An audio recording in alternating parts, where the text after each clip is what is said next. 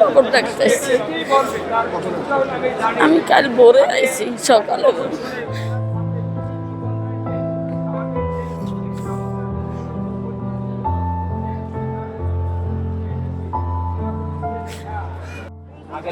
দুপুরের পর খুলে দেওয়া হচ্ছে বেগম জিয়ার সমাধিস্থল। এরপর থেকে কানায় কানায় পরিপূর্ণ এই জিয়া উদ্যানের এই সমাধিস্থল। অসংখ্য নেতাকর্মী আসছেন, কি বলছেন সেই নেতাকর্মীরা সেই খবরই জানাবো। সঙ্গে আছে আমি সাইমুল হক খান। আজকে তারেক রহমান সম্পূর্ণভাবে এতিম। সে আগে তার বাবাকে হারাইছে, সে তার বাবাকেও গণতন্ত্রের জন্য মৃত্যুর ঘাতকের তাকে হত্যা করেছে। ভাইকে অত্যাচার করে সেই মালয়েশিয়া গেছে, আজকে তার মাকে হারাতে হলো।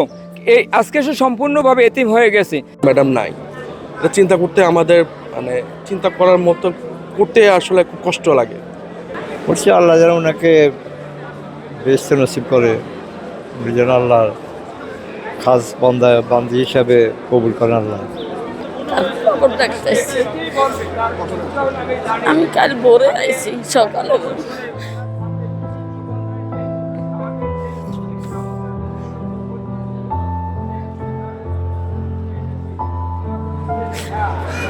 আমি তার সাপোর্ট করি না, কিন্তু তার যে কষ্ট, অনেক কষ্ট যেন হয়েছে, ওইটাই আমি সারা দিন রাত ভাবি।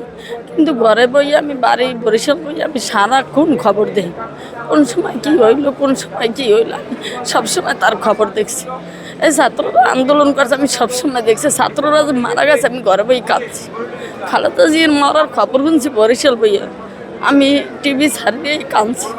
এবার আমি লঞ্চে কিন্তু খাইলে এখন আইতাম বেরের লেগে আইনি, আজকে আইসি। হ্যাঁ, আমি এর জন্য দোয়া করি যেন আল্লাহ ব্যস্ত নসিব করে।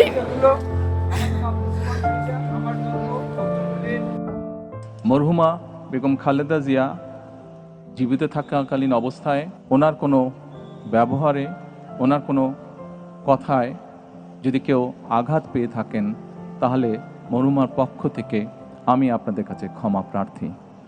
কত বিপ্লবী বন্ধুর রক্তের বন্দিশালা ওই শিকল ভাঙা, কত বিপ্লবী বন্ধুর রক্তের বন্দিশালা ওই শিকল ভাঙা, তারা কি ফিরে